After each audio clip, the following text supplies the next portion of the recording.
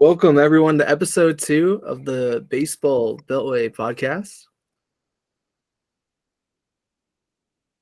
Today, we are going to go over the hometown teams of the hosts with special guest Devin Jones.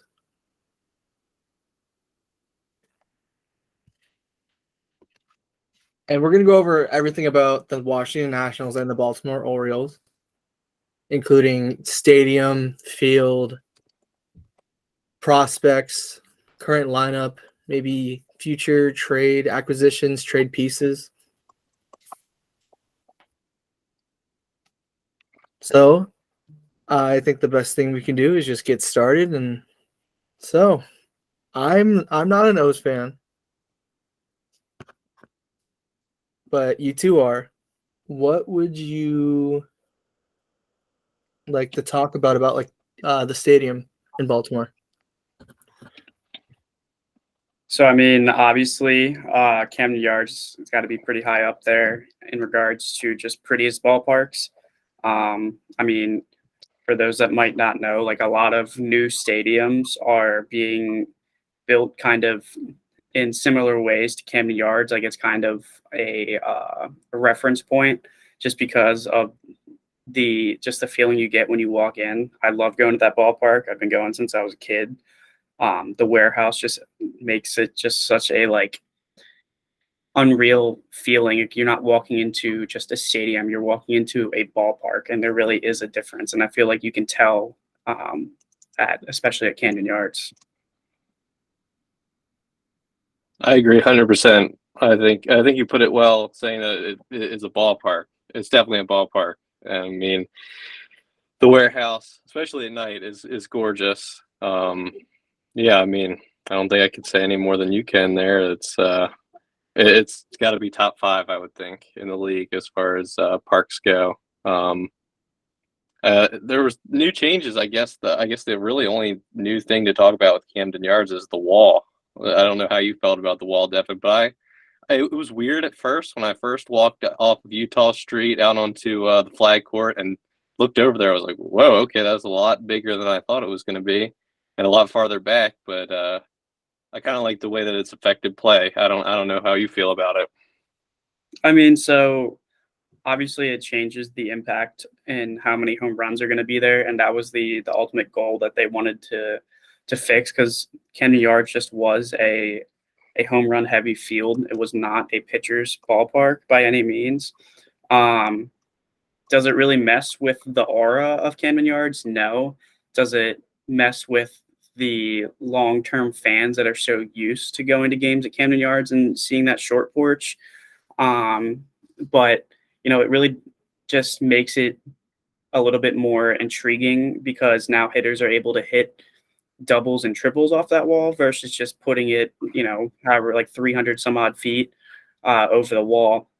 I remember the game I went to last year against the Yankees. I went to a game against the Yankees, and Aaron Judge, he had 2 home runs that game, and they both were just monster shots over that wall, over the brand new wall. For people like him, it's not going to make a difference. But for less power hitters, it'll make a difference. But I feel like it doesn't really change much other than just for, like I was saying, older fans just having to get used to it, and we'll get used to it. Oh yeah, I say it didn't take me long to get used to it, and I say it's been effective at keeping the home run ball down, because man, during the summertime especially, Camden Yards is like a little league park at times. Just the amount of home runs that would fly out, and I think if the Orioles' goal is to have established pitching there and want to attract pitchers, that's a benefit too, because pitching has been a problem for us for a long time, and it doesn't help that the park was ridiculously small in certain areas. So I think it's a good thing, and I don't know how other fans feel, but I've gotten used to it pretty quickly. So I think it's good. I have only gone once. This was a while ago, before the wall was changed. But I will say, just walking in, not even being an O's fan, the Twins were in town. They're my second favorite team, so I was actually going against the O's. that environment just felt so welcoming, and even for being in Baltimore, feeling welcoming. uh, it felt like old school new school baseball, just shaking hands and like this is it. Yeah, I mean, I've had the pleasure of being at Camden Yards during a playoff series. I was there for the ALDS series. It was game 2 when we swept the Tigers back in 2014, and the the hype, like the hypeness, I guess, of and the how loud the fans were and how passionate they were. That makes a huge difference. And it's unfortunate we haven't been able to experience that for 9 years now. I mean, I guess we made the playoffs in 2016, but it was the wild card, and we were away. But what I am excited for is them making the playoffs this year and hopefully hosting a couple games at Camden Yards. And I think it's very possible for that to happen. Yeah, it wouldn't. Oh, go ahead, Luke. I was gonna say it wouldn't surprise me if we sneak in there as a wild card team, and I want that excitement back at Camden Yards again because game 2 against the Tigers, man, when Delman Young hit that double and cleared the bases, oh man, I don't think I've seen a stadium so loud. The cameras were literally shaking, and I mean that was just such an electric moment. So Baltimore fans come out when good baseball's there, and it's coming back. So. Exciting times. I will say I will never, ever skip over an opportunity to rewatch that highlight.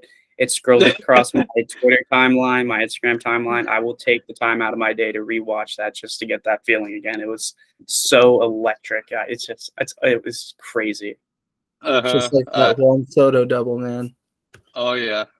So Nats have some of those moments too, but yeah, that's probably my prime Orioles moment of since I've been watching was that double. So 100%. I feel like that's got to be like every Orioles fan's got to be at least in their top like 5, unless you were like a huge fan in the 70s. But obviously we weren't even thought of at that point. You and I, Luke. Exactly. Now going over to the NL here, Nationals Park.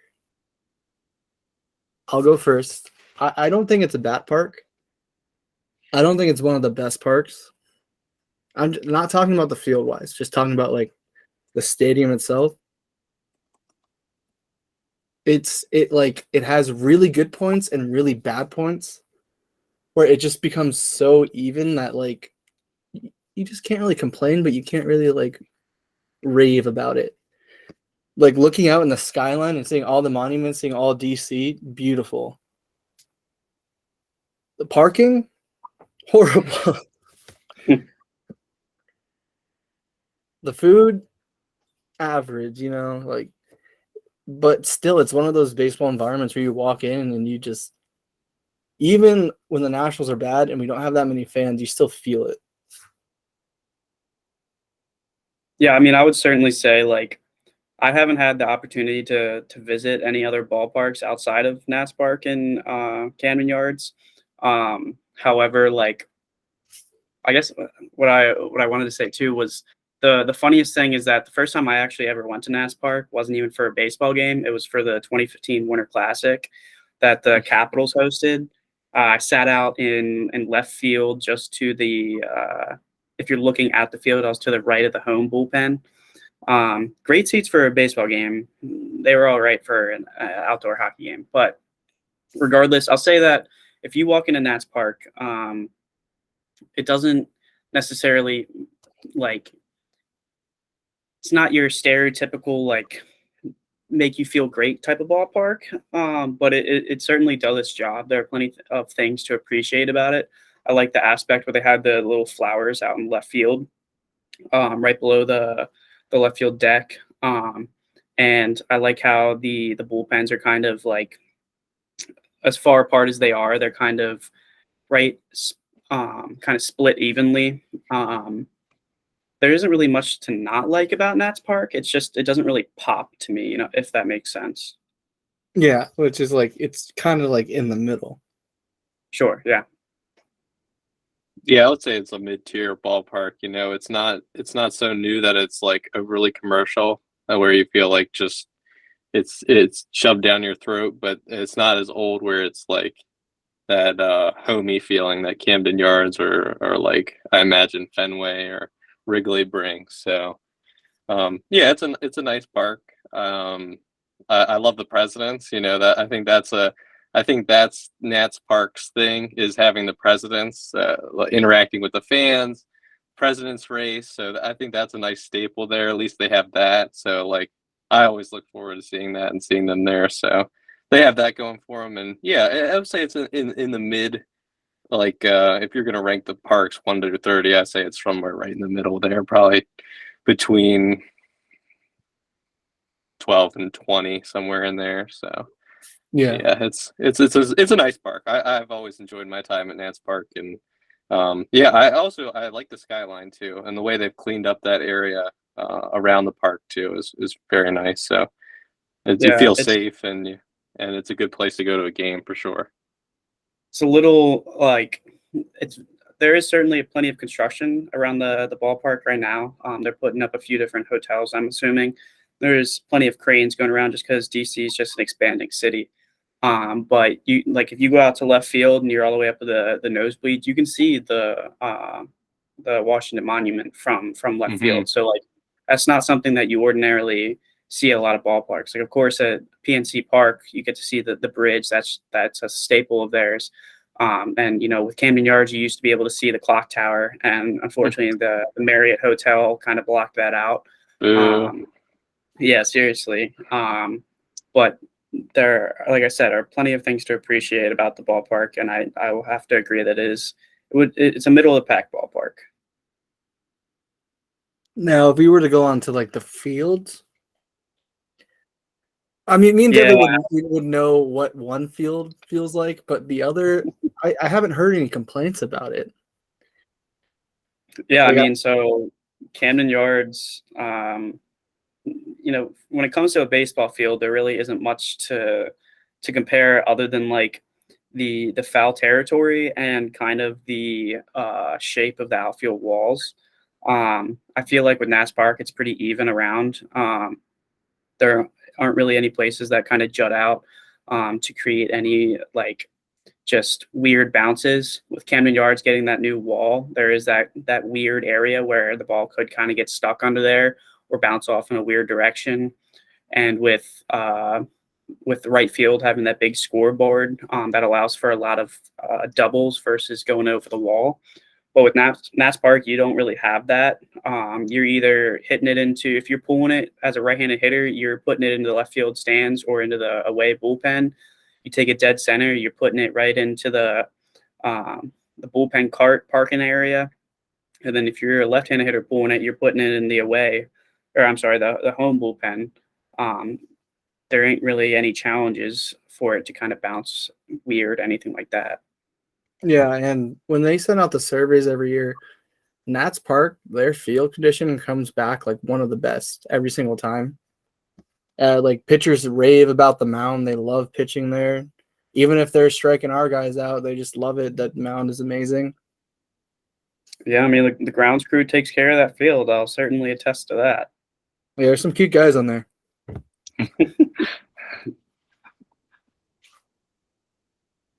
So I think it's time we start heading toward the teams here.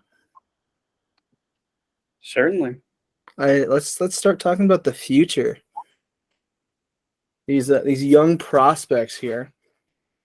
We can start with the O's because they have a better farm system. Yeah, I was gonna say, do we want to start with the good or the bad? You know. Well, Nationals not really bad farm system. You They're just guys a little have bit behind. a better farm system, and most of them are about to hit the majors. Yeah, we're the Orioles are about to hit that climax. We were in the Nats position a few years ago, so it wouldn't be right for us to really make a mockery of them. We know where you're coming from. It's just nice to see that we're finally not in that scenario anymore. Yeah, all it takes is trading one Juan Soto, and you're kind of right behind again. Hmm. Yeah, pretty much. Well, But I guess I mean, in regards to prospects, I mean, the O's are pretty loaded.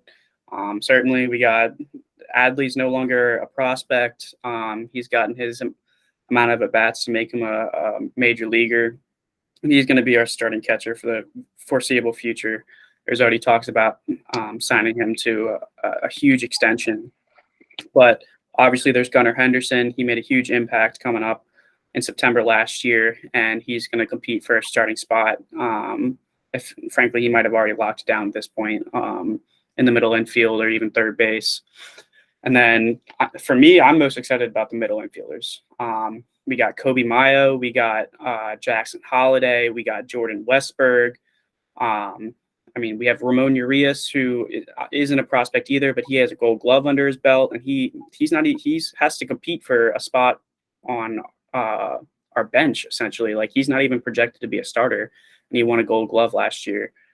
So it really is a testament to just the depth of our minor league system. Well, let's not forget about Grayson Rodriguez. Yeah, we didn't even get into the pitching yet. So coming back from an injury, but he still looks really good out there, and he'll probably make the starting roster. Yeah, so he pitched today, 2 innings, didn't give up any runs. I think he had a strikeout, so looks like he's back in the swing of things. And yeah, he should be on the opening day roster. And Devin, you're high on the infield. I'm high on the outfield. I like the look of some of the guys coming up. We got Colton Cowser. He was a high draft pick. He could be cracking the roster very soon. He's been up in AAA. I think one we've kind of all forgot about is Heston Kierstad. I mean, he was second overall in 2020, but he had to miss 2021 and a lot of 2022 because of heart inflammation. So, but yeah, I think he won MVP in one of the fall leagues or something, and he's looked great in spring training. I think he's pretty much gotten on base every time, and in limited at bats, but still home runs and good power. So I think he could be a guy. I mean, he's only 24 years old, so he's one I'm going to keep an eye on because I think he could still be something. He's still young enough to be something. So I think we're looking good all around between infield, outfield. I'm very excited. And there's some names here that have been forgotten because they're already about to hit it or already hit the majors, like DL Hall and Joey Ortiz. You hear no one say Joey Ortiz. Mm-hmm. That's true. I did forget to mention him in my middle infield spiel. Yeah, and as far as outfielders, we got Dylan Beavers is ranked number 8, and Connor Norby, who is kind of a mix of both infield outfield. So it's a very deep farm system still, even with Rutschman and Henderson making their way up. And I almost feel bad just for forgetting them, just because they are legit, and it's unfortunate that there aren't 8 middle infield positions, because if that was the case, the Orioles would win the World Series with them. I mean, obviously being a little exaggerative, but it's insane that they actually have to compete for a roster spot even at a AAA level, just because we are so deep. I'm beyond excited. So and Joey Ortiz batted .346 in AAA last year. That's hard to ignore, but it is easy with this farm system to ignore. Oh yeah. I mean, he's ranked number 14th, and I mean, we're just that deep. And I think one thing that we're kind of getting to here is it's going to be interesting over the next 2 years to see how Mike Elias manages the team and the prospects, because we're kind of almost in a situation where the Cubs were back in 2015, where they had a bunch of guys called up, young guys, superstars in the making, but then they had still a deep farm system. So it was kind of like that log jam, which I think we might get into that log jam with just not enough spots for people. So it'll be interesting to see who we keep, who we deal, try to address needs on the roster with those players that we will part ways with, who are solid young players in the organization and would have a spot on other teams, but we just don't have room for them. So I'll be really interested to see how Mike Elias goes about that, because he's got a task ahead of him. He's got to definitely manage it smart, so we can have the best team possible out there on the field and not waste players' potential. Is there any more prospects you guys want to bring up about the O's? There was one I've been in love with since we picked him up in a trade last year, and that was Cade Povich. So, I mean, he came in and he started hot with the Ironbirds, if I'm not mistaken, and he quickly got brought up to Double-A and Bowie, and he was lights out there. And he's a non-roster invitee, I believe, this season. And Brandon Hyde actually was raving about him quite a few days or a couple of days ago. And me being in College Park, I'm 20 minutes from Bowie, and I will certainly be making my way out to Bowie to see Cade Povich pitch if he doesn't make the AAA roster or the Major League roster.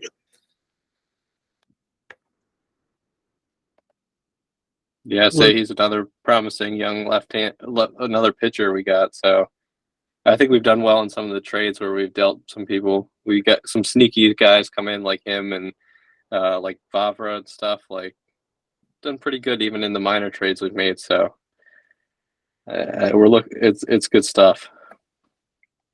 It's hard to mess up when you have that deep of a prospect pool. Going over to the Washington.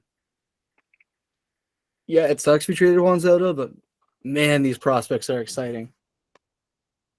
They just like re-released like the new like prospect rankings, and the person who finished number 1 wasn't even the biggest piece in the Juan Soto trade. It's going to take him a bit to come up because he's 19, but looks like he's a freak of nature. James Wood, he's 6'7", he's fast, and he plays center field. He's a left-handed hitting Aaron Judge.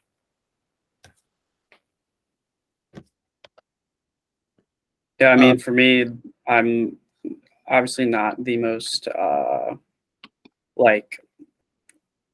into the Nationals prospects, but I'm very familiar with, Elijah Green, him being their first round pick this past year. He's an outfielder. I remember him visiting Nats Park right after we drafted him in the summer. And I mean, his dad was a tight end in the NFL. I mean, the man is 6'3", 225. So like he's got a lot of power, and he's only in rookie ball right now. But in 4 years, that man could be definitely competing for a spot on the Major League roster. And let's not forget about the other outfield prospect. Like the Nationals are filled with outfield prospects. Robert Hassel III. Yep. Another big piece. He doesn't really have the power, but he's like a contact hitting Christian Yelich. He just finds ways to throw it in the gap and just make contact, just really make people frustrated on the mound, just like Michael Brantley does. Yeah, I mean, the Nationals' top 3 prospects are all outfielders, and then they have Kristen Vaquero as well in their top 7. Like you said, like outfield is stacked. We got Jeremy LaRosa. He's hopefully going to make the Major League roster this year, but we'll see. And you still got guys who already hit the majors. They just haven't really hit the status yet. Like Cade Cavalli, like that kid's going to be good. And I really hope he doesn't have any more outings like he did his Major League debut last year, though. That was unfortunate. Yeah, but he was hurt right after that, so I think he pitched a little hurt. He looks great in spring training so far. Brady House, he got hurt last year. His back, but now he's fully healthy. That kid is huge. He's built like a house. He's 6'4". Yeah. And this is probably my most favorite prospect because of how underrated this move was, but his potential is through the roof, is Jarlin Susana. In that Juan Soto trade, he was the person that was traded for Josh Bell. And you see the name and you're like, well, that's not one of the big prospects. His kid is 18 and throws 102. His slider is crazy. His changeup is crazy.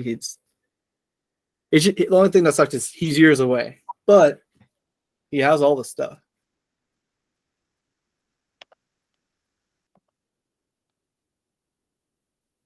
Yeah, I'm looking at his stats now, and like it's legit. They have him. MLB's projecting him to hit the majors in 2025, so we got 2 more seasons. But with having an upper 90s fastball like that is going to be incredibly important for the Nationals, especially with their starting rotation. And unfortunately, like their starting rotation is just not the best right now. So having highly touted prospects for their starting rotation is going to be big.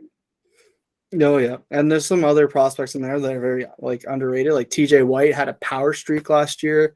Jackson Rutledge, he has fallen off, but there's still a chance with him. Cole Henry, he just dealt with injuries, but he throws a mean fastball. Thaddeus Ward, we claimed off waivers from Boston. He's our 12th prospect.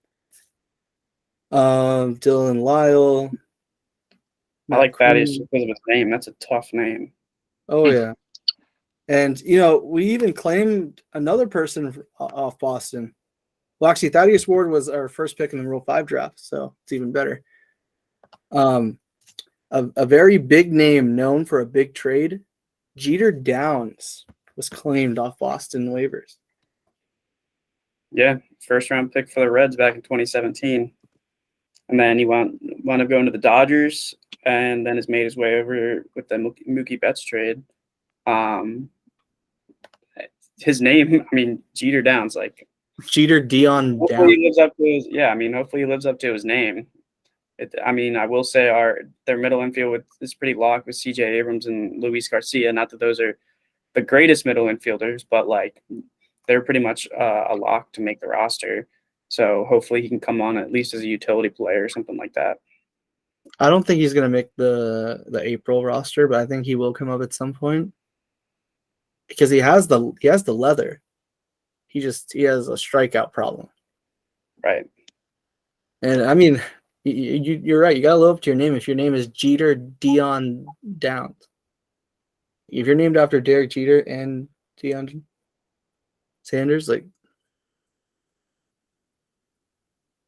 Luke, do you have anything to put on the Nationals prospects here? I think they've done pretty good as far as asset management, having to transition so quickly. I don't think anybody expected them to fall off the cliff so quickly, from their World Series title in 2019 to having to basically sell everybody. So yeah, I think they've accrued a good talent pool there. They still got a lot of work to do, and they got to develop these young guys, but I think there's a bit of light already shining through, and hopefully they're where the Orioles are at in a couple of years. So, yeah, I don't know the Nationals prospects as well, but I think there's, like I said, I think there's a little bit of light already peeking through. So we'll see in the years to come. I like the Nationals being a good baseball team, so I certainly hope they come back around again. Hey man, same here. That's what I'm hoping for. More excitement in the ballpark. Yes, sir. I guess let's go over the projected rotation and bullpen for the O's. Yeah, so obviously we got Kyle Gibson in free agency this year. And from what I've heard, they've really liked what he's been doing in the offseason. And we can't forget about Cole Irvin as well. We picked him up in a trade with the Athletics. And while he might not like kill you with a fastball by any means, he certainly has the control for what the Orioles really are going to need in their roster, in their starting lineup. Those are the two that I'm probably most excited for outside of Grayson Rodriguez. We've seen what Kyle Bradish can do, and we can't sleep on John Means either. He's coming off TJ surgery, but he's coming back. I think projected sometime in the June, maybe, if I'm not mistaken. Does that sound right, Luke? Yeah, somewhere in the middle of the season there, June, July. Yep. But yeah, those are the ones I'm most excited for. I don't know about you, Luke, but Yeah, I totally forgot about Cole Irvin. I was actually excited about that trade. I think that's a sneaky pickup from what I saw from him, especially when I think he came to Baltimore late August or September or something. He pitched pretty well against the Orioles. So I think, like you said, he's not going to blow anybody away, but he's kind of like almost like a Kyle Hendricks type. He's got good command and good stuff. So as long as his location's good, he's a good middle of the rotation guy. Um, I like Kyle Gibson. He's basically the Jordan Lyles replacement. They didn't keep Jordan Lyles, so he's that guy, innings eater, back of the rotation, good veteran. Hopefully he can teach the young guys something. Grayson Rodriguez, very excited to see him finally crack the majors. John Means, yep, he'll be back mid-season, so hopefully hopefully we can ease him back into it nicely. And if we're making a push for the wild card at the end of the season, hopefully he can be a factor in that. Bradish looked really good at the end of the year last year. I think he's certainly going to compete for a rotation spot. Dean Kramer was very good. He didn't pitch a lot of innings, but he was a good starter. So I think you got a couple guys there that are going to compete. It'll be interesting to see how it shakes out, but we finally have some decent pitching in Baltimore after a long time. So, I'm excited and eventually, hopefully one day, like either next season or maybe even at the trade deadline this year, we can maybe add somebody who's a solidified major leaguer. So we'll see. And then the bullpen still looks good. I mean, Bautista's still there. Perez is still there. We added Michael Givens. Hopefully he doesn't pitch as bad as he did in New York, but he's returned, so he could be another decent one. He's kind of he could be a good seventh inning guy, and and I think DL will probably be like middle innings guy out of the bullpen, maybe long relief. I don't know if I see him being a starter. I wish he would, but because he can really throw it, but I think he's going to be more of a weapon that comes out middle of the game, fifth, sixth if needed. And that's an important role to play, especially if we make the playoffs. Having that guy that can bridge the gap to the bullpen would be very important. So, yeah, the pitching's actually pretty decent for the O's. We'll see where it takes us this year. I kind of hold back some expectations because last year was so shocking. Like, I don't want to get my hopes up about this year if they regress a little bit, some of them, but there's definitely the potential that they just keep on trucking and we still look good and we're fighting for a wild card. So yeah, good stuff in Baltimore for the pitching. I did want to clarify, Luke. Unfortunately, the O's do not have Jordan Lyles anymore. We wound up cutting him, and he went over to Kansas City Royals. I was sad to see him go, but he is unfortunately no longer an Oriole. Yes, and maybe I misspoke. I think I meant to say that Kyle Gibson was his replacement, like kind of that and the back of the rotation inning eater guy. So maybe I misspoke there, but yeah, I liked Lyles. He was good for us last year, but yeah, he was certainly our go-to innings eater. So yeah, he was a good fifth starter, and hopefully Gibson can be that for us this year. So at least we have somebody that can plug into that role. So I think you guys nailed the rotation pretty well. And if you want to go in depth in the bullpen at all? I mean, Luke touched on it pretty well. Felix Bautista is going to be our closer this year. And, I mean, there's not much else to say other than that you can just be extremely excited for him. He came in, if I'm not mistaken, like first quarter of the season and then really just progressed from there. And then he really touched, like, the Baltimoreans' hearts with his Omar whistle. And him coming to the game with that is electric. And then Cionel Perez, he was our left-handed go-to like seventh, eighth inning guy. DL Hall, he had mentioned, hopefully he's going to be like a middle innings type of guy, where he can come in and eat some innings. I think if I'm not mistaken, they were looking this spring training to see how long he could really go potentially as a starter. They brought him up from AAA and, attempted to have him do that. And his first start did not go well. So they put him in the bullpen. And I really feel like he's going to thrive there as much as he doesn't probably want to be in the bullpen rather than a starter. But I feel like that's probably going to be his spot. I love bringing back Michael Givens. I love the way he throws. He looks so different with that 3/4 arm slot, the way he kind of powers up when he's in his delivery. And then Brian Baker was a pretty solid guy. He was all right, as well as Keegan Aiken.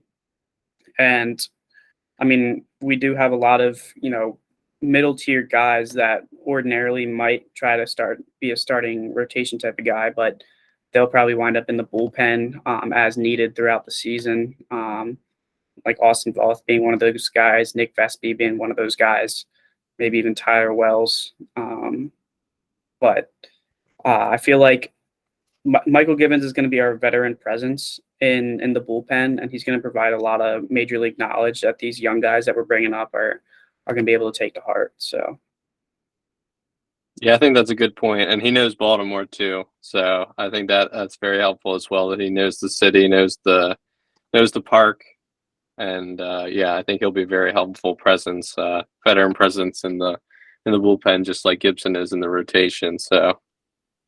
Yeah, I think those are both good moves on the Orioles' part. That's awesome. So switching over to the Nationals now. So their rotation, if healthy, would have had Strasburg, but he's never healthy. That contract has gone to waste. But the number one starter that's probably going to be opening day is Mackenzie Gore, who looks really good in camp so far. One of the main pieces in that Soto trade, Cade Cavalli, looks really good. Josiah Gray looked really good in spring training. He upped his velocity. Now he's like constantly hitting 98. He throws a cutter now. They signed Trevor Williams to a 2-year deal, which can be a trade piece. And he's one of those really good end of the rotation type of guys who just eats up innings. And sadly, Patrick Corbin. Having him in the rotation is unfortunate to watch. And the bullpen and Kyle Finnegan is probably like a diamond in the rough. Like he's a steal. He looks great. Tanner Rainey throws gas. He just has a hard time controlling it.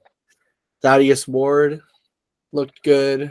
And we just have a bunch of like Mason Thompson, a bunch of young guys, a bunch of veterans trying to get back on track. It's besides like the top three, the bullpen's very mixed together. It's like your bullpen sounds very solid. Like you know what's gonna be what. For us, it's man. extremely up and down. Yeah. I mean, we saw a lot of good things sometimes from Finnegan, from Harvey, from Corey Abbott, but a lot of the rest of these guys that I'm seeing in their depth chart had extreme ups and downs last season. And I don't really know who to blame, because pitching's at the core of the success of your team. And if they're not doing well, then the team's not going to do well. But bringing back Erasmo Ramirez, he was their go-to guy in the bullpen and by far their best bullpen pitcher. So luckily he's going to come back and make a difference for the team. But there isn't really much excitement coming out of the Nats bullpen. I will say Carl Edwards Jr. was decent last year. Yeah, he was a good reliable guy. Same with Victor Arano. He had his ups and downs, but he was pretty reliable. Espino is like our most flexible guy in the bullpen. Throw him in for a game to start and then have him in the bullpen for a few days.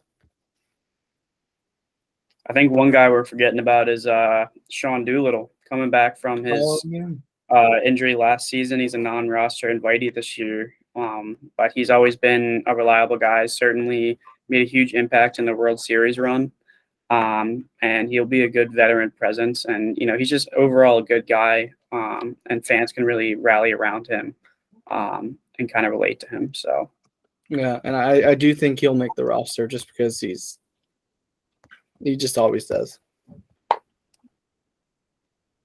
So it's now we can go over to our final little segment here, and that is Baltimore's. Well, not final because we have one more thing after it, but final, like looking over the roster, and that is the lineup and bench. yeah, so I mean, if we're in regards to Baltimore, catcher's a lock. We got Adley behind the plate, and backing him up is James McCann. We picked him up this offseason, and he'll be a great veteran presence for Adley. And I mean, I couldn't be more excited. As a catcher, former catcher myself, like there are a lot of things to appreciate about the both of them. And then I don't know if you want to add anything, Luke, about those two, but they are solid guys to me. Oh yeah, I'd say Rutschman's a lock, and like you said earlier, he's going to be a lock for the foreseeable future. I definitely like James McCann coming in, and like you said, he's a veteran presence, and maybe he can resurrect his career a little bit here in Baltimore.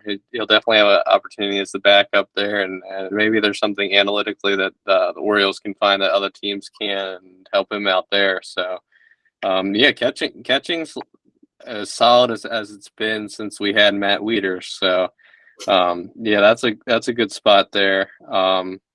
Yeah, first base is Mountcastle. I mean, he kind of had a little bit of a sophomore slump last year, but it wasn't that bad, So he's going to be a guy that's locked there, first base, DH. So yeah, I like him there. I think Adam Frazier was kind of a sneaky pickup, 1 year deal, low risk, high reward. I like that at second base. Not too long ago, he was an all-star. So yeah, Mm-hmm. I think he could be he's a good guy there, and we got Vavra who can be a utility guy who can fill in at second base as well. So I'm just glad Rougned Odor is not back anymore. I don't know how you feel about him, Devin, but he was just such a pain last year. Some of the boneheaded stuff he would do. I don't even. So I just saw today that the Padres signed him as a non-roster invitee for their spring training roster, and it just made me sick to my stomach. For especially number one because the Padres have a crazy infield, but the stupid stuff he would do throughout the season, like he would blow a game for us and then come in and have like a 3-run home run in like the 8th inning and make the game competitive again. I thank God he's out of there. And I forgot to mention when you're talking catchers, Robinson Chirinos, like that man was an awful catcher. Like he was the worst framing major league catcher I think I've ever seen. But I'm glad there are a lot of like the middle infield, like we've been discussing the whole time, is going to look good. You said Adam Frazier. I would have never expected we would have picked him up. Am I certainly happy he's with us? Sure, yeah. But like I would also love for our young middle infielders to get very good looks.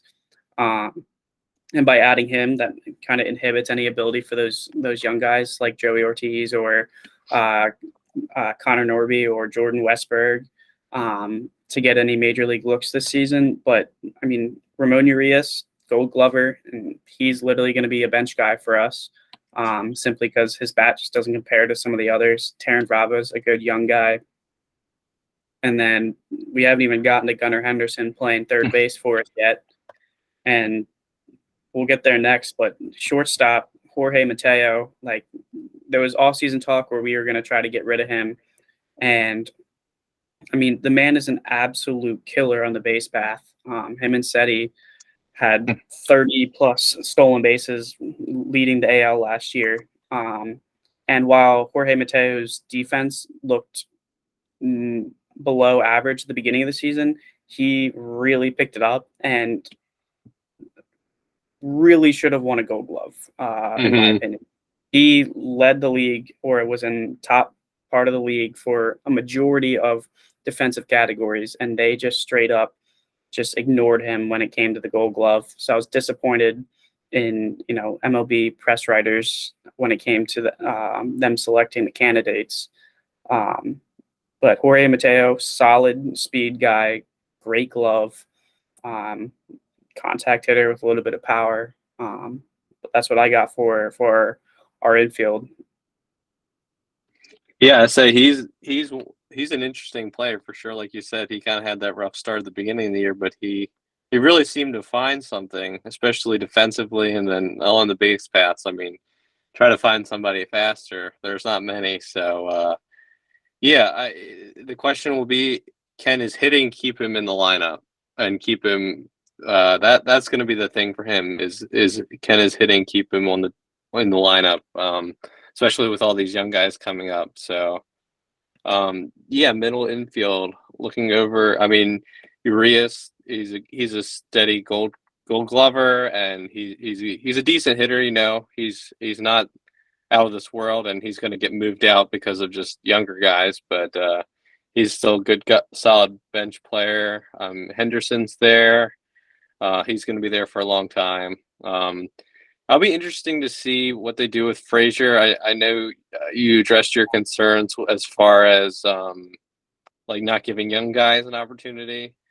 Now, I do think if Elias sees that as a possibility too, I wonder if he's somebody if he's having a good season, he gets traded midway 100%. through. I think he's Yeah. one of those, take a risk on it, take a chance on him.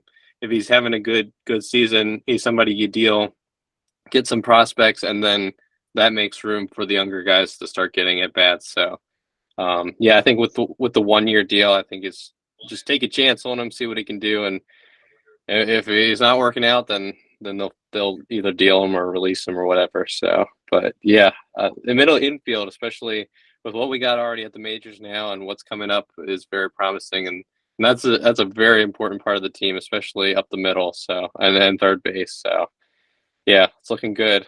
How do you feel about the outfield? Yeah, so I mean, left field, we got Austin Hayes. And then center, we got Cedric Mullins, Seti, the entertainer.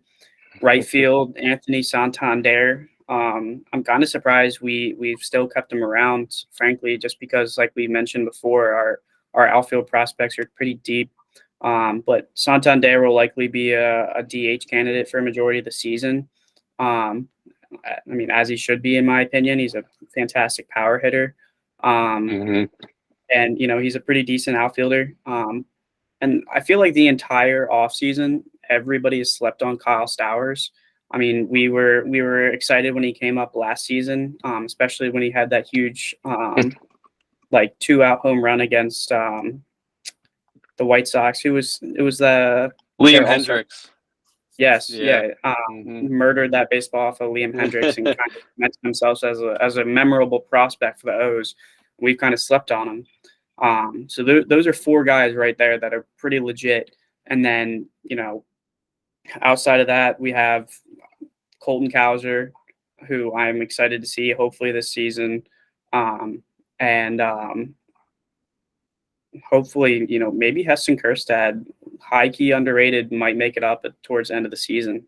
He's having an outstanding fall, looking great in spring training. I'd love to see him in AAA this year. So, yeah, I completely agree with you there. Yeah, Kyle Stowers, just seeing him in person, the dude has an arm like I haven't seen many players have, and like Hayes has a great arm, but Stowers, man, I went to a game last year against the A's, and he just completely launched one from pretty deep right field, and like it hit the backstop, and it didn't even seem like he put much effort into it. Like he's wild at times, so hopefully he can dial that back in. But the man has a heck of an arm, so.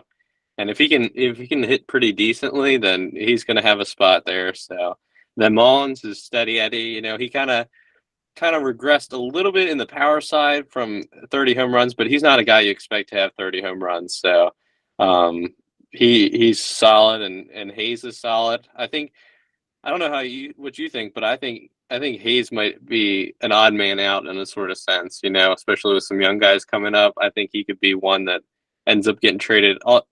Also, like Santander, I'm kind of surprised too, like you are, that he didn't get traded as well, considering as good of a season he had last year, and as the logjam that's going to happen in our lineup. So those are two guys I would keep my eye on as far as getting traded later in the year. But I'm glad to have them now. So it's a good lineup for sure. And we didn't even get a chance to talk about Ryan McKenna either. Not that I'm super Mm-hmm. excited about him by any means, but he played a role in our major league lineup last year, and he's gonna have to compete for a spot in the roster. But I Mm-hmm. like what you said about Hayes. Hayes really gives me he's a better version of Nate McLouth in my opinion. Mm-hmm. Um, he's not going to stay around very long, and he kind of has that funky swing with no batting gloves. And I love that about him. But I don't see him unless he has a stellar season. He's just a middle of the pack kind of guy for me. Mm-hmm. Yeah, I think he's going to be an odd man out. He's a solid player, and I think he's a player that a lot of teams would like, especially depth outfield guy, maybe fourth outfielder. So I think he's one to keep an eye on, like you said, unless he's an all-star this year. I don't know how much longer he'll stay around, but I mean, still, this is still a solid lineup for what we have now. And like you said, McKenna, he's not somebody to be blown away by, but he's a good role player. He'll come off the bench late in the game. He's a solid fielder. He can run the base as well. So I like having him as a bench guy, but he with guys coming up, he's going to have to compete too. So, but yeah, looking good. Looking good. It's a pretty deep team, and it's going to get even deeper. So it's kind of crazy.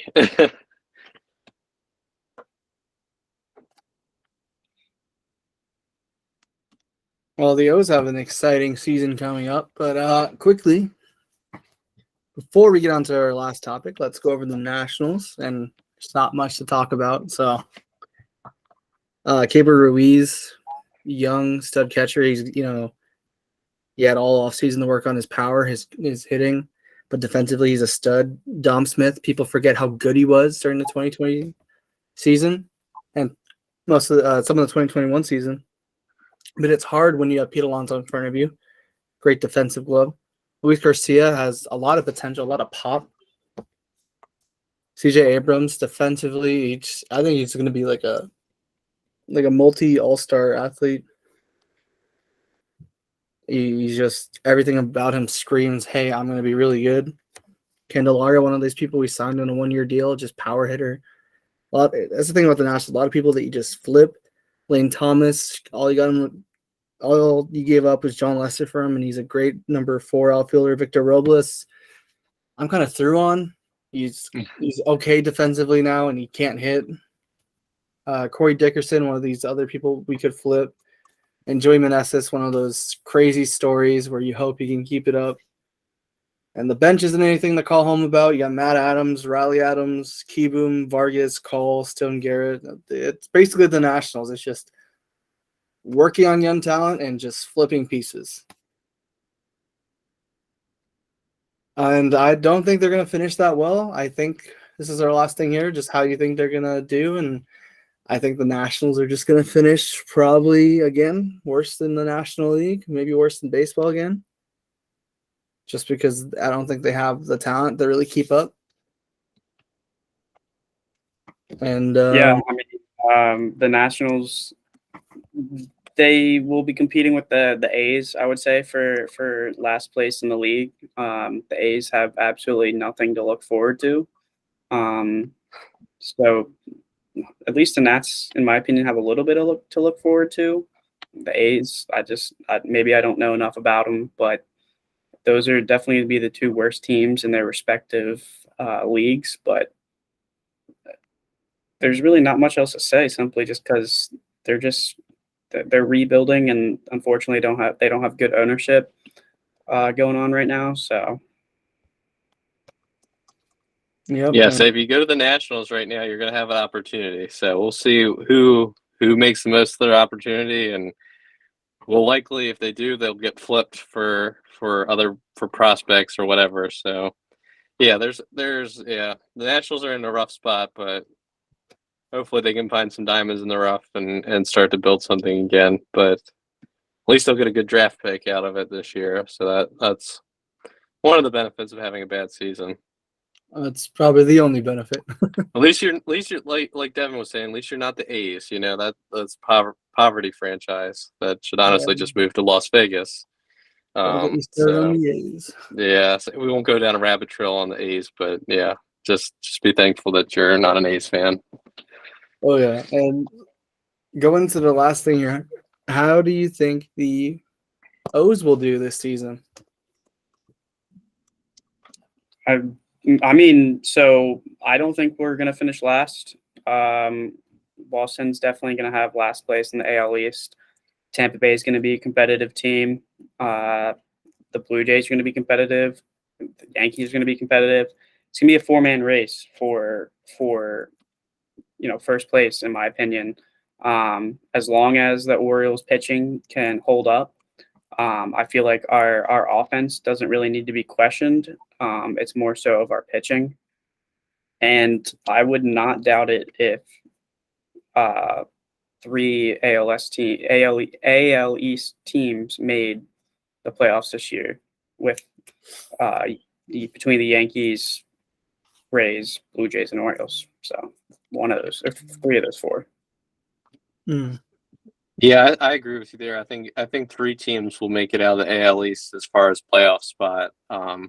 It's just a matter of who is going to be for those four. I think the Yankees and Blue Jays are the two that compete for the division, and the Rays and the Orioles will see who can get one of those wild card spots along with whoever finishes in second place. So yeah, it'll be interesting to see. I think the biggest team. I think the team we can be like our measuring stick as far as our team's quality is the Rays. I think our offense is certainly better. I'll just go out and say that right now that our offense is better than the Rays. But it'll be a matter to see if our pitching is, because they always seem to put it together. At least they have the last couple of years. But I don't know. With the Rays, I feel like they're just going to run into one of those years where they can't put it all together. Maybe this year is that year. So we'll see how the Orioles pitching holds up. And if our pitching holds up pretty good, I wouldn't be surprised if we grab one of those wild card spots, which would be pretty awesome. Get some of our young guys some playoff experience. Even if we get bounced in the wild card series, it would still be good for them to play those meaningful games, those high stress playoff games. So that would, if I could have one wish for the Orioles this year, it would be at least just do that, just play some playoff baseball. So yeah, I think the prospect of doing that is pretty good.